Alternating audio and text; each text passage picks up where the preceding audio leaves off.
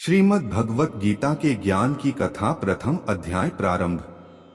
जब कौरव और पांडव महाभारत के युद्ध को चले तब राजा धृतराष्ट्र ने कहा, मैं भी युद्ध को देखने चलूं। तब श्री व्यास देव जी ने कहा, हे राजन, नेत्र के बिना क्या देखोगे। तब राजा धृतराष्ट्र ने कहा, हे प्रभु जी, देखूंगा नहीं तो श्रवण तो करूंगा।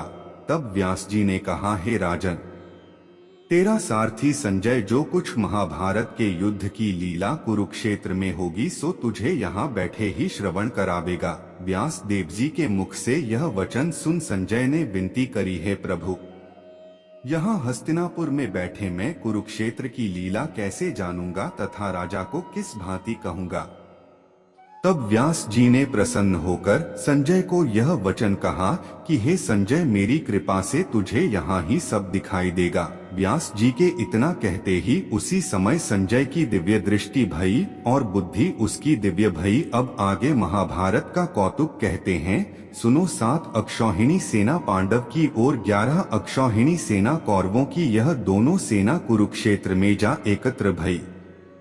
धृतराष्ट्र ने पूछा, हे संजय, धर्म के क्षेत्र कुरुक्षेत्र में युद्ध की इच्छा से एकत्र हुए मेरे और पांडु पुत्रों ने क्या किया। संजय ने कहा, पांडवों की सेना की व्यूहित देखकर दुर्योधन आचार्य द्रोण के समीप जाकर कहने लगे, हे आचार्य, देखिए आपके शिष्य बुद्धिमान पद पुत्र ने पांडवों को बड़ी सेना की कैसी व्यूह रचना की है। इस सेना में अर्जुन, भीम जैसा बड़े बड़े धुंधारी वीर, युयुधान, विराट, महारथी, द्रुपद, धृष्ट केतु, चेकितान, बलवान काशीराज, परुजित, कुंती भोज, नरों में श्रेष्ठ शौर्य, पराक्रमी युधामन्यु, बलवान उत्तमौजा, अभिमानु और द्रौपदी के पुत्र सब के सब महारथी है। हे ब्राह्मण श्रेष्ठ, आपके स्मरण अर्थ अब मैं अपनी सेना के प्रधान सेनापतियों के नाम वर्णन करता हूँ। आप भीष्म, कर्ण, युद्ध विजय, कृपाचार्य, अश्वत्थामा, विकर्ण, सोमदत्त का पुत्र भूरी श्रवा तथा बहुत से शूरवीर मेरे लिए प्राण तक देने को तैयार हैं। ये लोग शस्त्र चलाने में अति निपुण है और सब युद्ध विद्या में प्रवीण है। हमारी सेना का जिसके भीष्म रक्षक हैं बड़ा बल है। अब आप सब अपने अपने मोर्चों पर सावधान रहकर सेनापति भीष्म की रक्षा कीजिए। कुरुवृद्ध भीष्म पितामह ने दुर्योधन को प्रसन्न करते हुए और ऊंचे स्वर से गर्जत हुए शंख बजाया।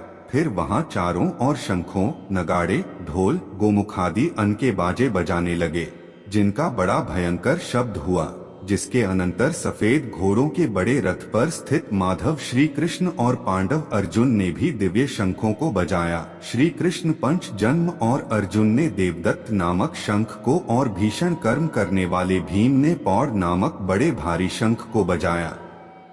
कुंती पुत्र राजा युधिष्ठिर ने अनंत विजय, नुकूल ने सुघोष और सहदेव ने मणि पुष्पक और महाधनुधर, काशीराज, शिखरी, धृष्टद्युम्न, विराट, अपराजित, सत्यकी, राजा द्रुपद और द्रौपदी के 5 पुत्र और महाबाहु अभिमन्यु, इन सब वीरों ने अपने अपने शंखों को बजाया। उन शंखों के भारी शब्द से आकाश और पृथ्वी गूंज उठे और धृतराष्ट्र के पुत्रों के हृदय कांप उठे। हे राजन, अर्जुन ने कौरवों को युद्ध के लिए प्रस्तुत देखकर धनुष उठाकर श्री कृष्ण से कहा कि हे अच्युता, मेरा रथ दोनों सेनाओं के बीच में खड़ा कीजिए, जिससे मैं युद्ध करने वालों को देख लूं कि इस सभूमि में मुझे किन किन के साथ युद्ध करना चाहिए। दुबुद्धि दुर्योधन की प्रीति करने वाले जो युद्ध के लिए यहाँ एकत्र हुए हैं उनको देखूंगा। संजय ने कहा, हे राजन, अर्जुन की बात सुनकर श्री कृष्ण ने भीष्म, द्रोण आदि वीरों के सामने उत्तम रथ को खड़ा करके कहा कि हे वीर, युद्ध के लिए उद्धत इन कौरवों को देख लो। अर्जुन ने चाचा, बाबा, गुरु, मामा, भाई, पुत्र, पौत्र, मित्र, श्वसुर और स्वजनों को शस्त्रों से सुसज्जित में अपने ही सब बांधवों को खड़ा देखकर परम दयाद्र हो अत्यंत खेद के साथ यह वचन कहे, है कृष्ण, युद्ध की इच्छा से आए हुए इन अपने बंधुओं को देखकर मेरे अंग ढीले होते गए हैं और मुख सूखा जा रहा है। एक समय पार्वती जी ने पूछा, हे महादेव जी, किस ज्ञान के बल से आपको संसार के लोग शिव कह कर पूजते हैं। मृगशाला औढ़े अंगों में शमशानों को विभूत लगाए, गले में सर्प और मुंडों की माला पहन रहे हो, इनमें तो कोई पवित्र कर्म नहीं, फिर आप किस ज्ञान से पवित्र हो? वह आप कृपा करके कहिए। श्री महादेव जी बोले, हे प्रिय सुनो, गीता के ज्ञान को हृदय में धारण करने से मैं पवित्र हूँ और उस ज्ञान से मुझे बाहर के कर्म व्यापते नहीं। तब पार्वती जी ने कहा, हे भगवान, जिस गीता ज्ञान की आप ऐसी स्तुति करते हैं उसके श्रवण करने से कोई कृतार्थ भी हुआ है? तब महादेव जी ने कहा, ज्ञान को सुनकर बहुत जीव कृतार्थ हुए और आगे भी होंगे। मैं तुझसे एक पुरातन कथा कहता हूँ, तू श्रवण कर। एक समय पाताल लोक में शेषनाग की शैया पर श्री नारायण जी नैन मूंद कर अपने आनंद में मग्न थे। उस समय भगवान के चरण दबती हुई श्री लक्ष्मी जी ने पूछा, हे प्रभु, निद्रा और आलस्य उन पुरुषों को व्यापता है जो जीव तामसी है, फिर आप तो तीनों गुणों से अतीत हो। श्री नारायण जी, प्रभु वासुदेव जी हो, आप जो नेत्र मूंद रहे हो यह मुझको बड़ा आश्चर्य है। श्री नारायण जी बोले, हे लक्ष्मी, मुझको निद्रा आलस्य नहीं व्यापता। एक शब्द रूप जो भगवत गीता है उसमें जो ज्ञान, उसके आनंद में मग्न रहता हूँ। जैसे 24 अवतार मेरे आकर रूप है, तैसे यह गीता शब्द रूप अवतार है। इस गीता में यह अंग हैं। 5 अध्याय मेरी मुख है, 5 अध्याय मेरी भुजा है, 5 अध्याय मेरा हृदय और मन है, 16वां अध्याय मेरा उदर है, 17वां अध्याय मेरी जंघा है, 18वां अध्याय मेरे चरण है। सब गीता के जो श्लोक हा सो मेरी नाड़ियां है, गीता के अक्षर हैं सो मेरे रोम हैं।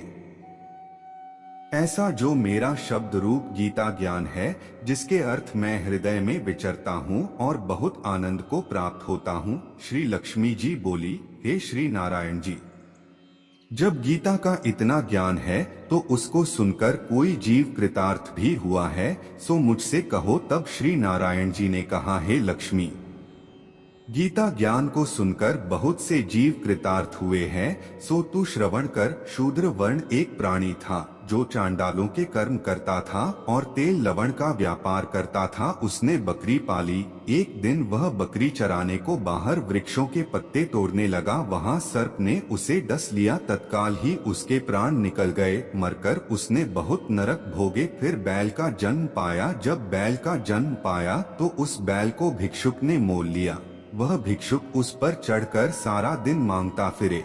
जो कुछ भिक्षा मांग कर लावे वह अपने कुटुंब के साथ मिलकर खावे। वह बैल भारी रात द्वार पर बंधा रहे, उसके खाने पीने की भी खबर न लेवे। कुछ थोड़ा सा भूसा उसके आगे डाल देवे। जब दिन चढ़े फिर बैल पर चढ़कर मांगता फिरे। कई दिन गुजरे तो वह बैल भूख का मारा गिर पड़ा। उसके प्राण छूटे नहीं। नगर के लोग देखा करे, कोई तीर्थ का फल दे, कोई व्रत का फल दे, पर उस बैल के प्राण छूटे नहीं।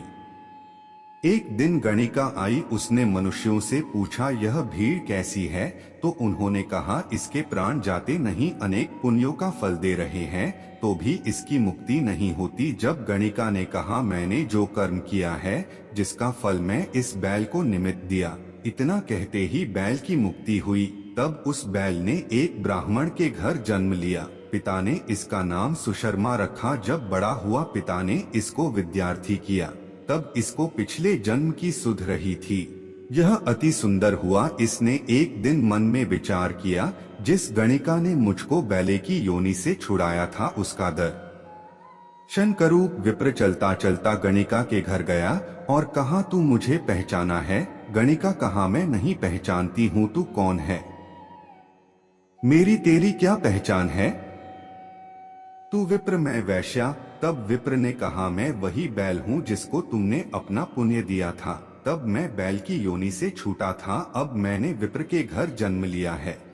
तू अपना वह पुण्य बता। गणिका ने कहा, मैंने अपने जाने कोई पुण्य नहीं किया, पर मेरे घर का तोता है, वह कुछ सवेरे पढ़ता है, मैं उसके वाक्य सुनती हूँ। उस पुण्य का फल मैंने तेरे निमित्त दिया था। तब विप्र ने तोते से पूछा कि तू सवेरे क्या पढ़ता है? तोते ने कहा, मैं पिछले जन्म में विप्र का पुत्र था। पिता ने मुझे गीता के पहले अध्याय का पाठ सिखाया था। एक दिन मैंने कहा, मुझको गुरु ने क्या पढ़ाया है? तब गुरुजी ने मुझे श्राप दिया कि तू सुआ हो जा। तब मैं सुआ हुआ। एक दिन फंदक मुझे पकड़ ले गया। एक विप्र ने मुझे मोल लिया। वह विप्र भी अपने पुत्र को गीता का पाठ सिखाता था, तक मैंने भी वह पाठ सीख लिया। एक दिन उस विप्र के घर चोर आ गए। उनको धन तो प्राप्त न हुआ, मेरा पिंजरा उठा ले गए।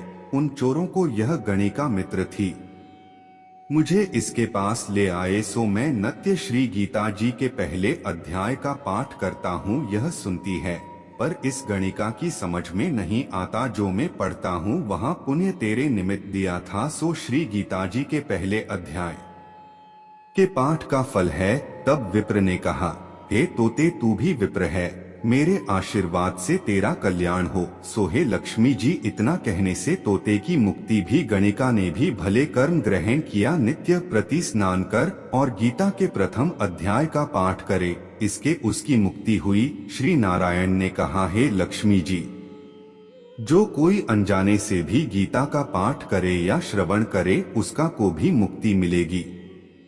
भगवत गीता अध्याय 1 समाप्तम। दोस्तों, आपको वीडियो कैसा लगा ये हमें कमेंट बॉक्स में जरूर बताएं।